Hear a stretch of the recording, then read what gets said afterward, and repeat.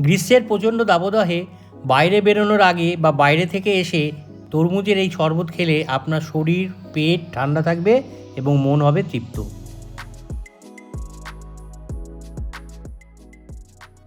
এখানে আমি তরমুজটাকে ছোট ছোট করে কেটে রেখেছি। ছোট টুকরোগুলোকে গ্লাসের মধ্যে দিয়ে দেব।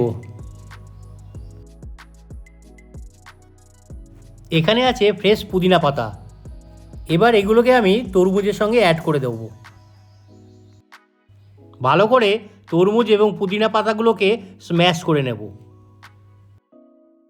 এইভাবে স্ম্যাশ করে নিলে পুদিনা পাতার ফ্লেভারটা তরমুজের মধ্যে মিশে যাবে এবং খেতে অসাধারণ লাগবে। একইভাবে এটাকেও স্ম্যাশ করে নেব। এই শরবতটা আমি দুইভাবে বানাবো। একটাতে দেবো জলজিরা আর একটা জলজিরা ছাড়া বানাবো। দিয়ে দিচ্ছি অল্প পরিমাণ জলজিরা। এটাতে জলজিরা আছে, এতে আমি মিশিয়ে দিচ্ছি স্প্রাইট। আপনারা চাইলে সোডা বা জল ব্যবহার করতে পারেন। জলজিরা ছাড়া গ্লাসেও আমি দিয়ে দিচ্ছি স্প্রাইট।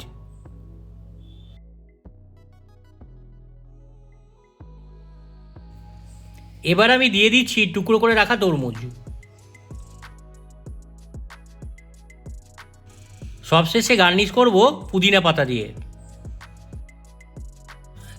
তরমুজের শরবত রেডি।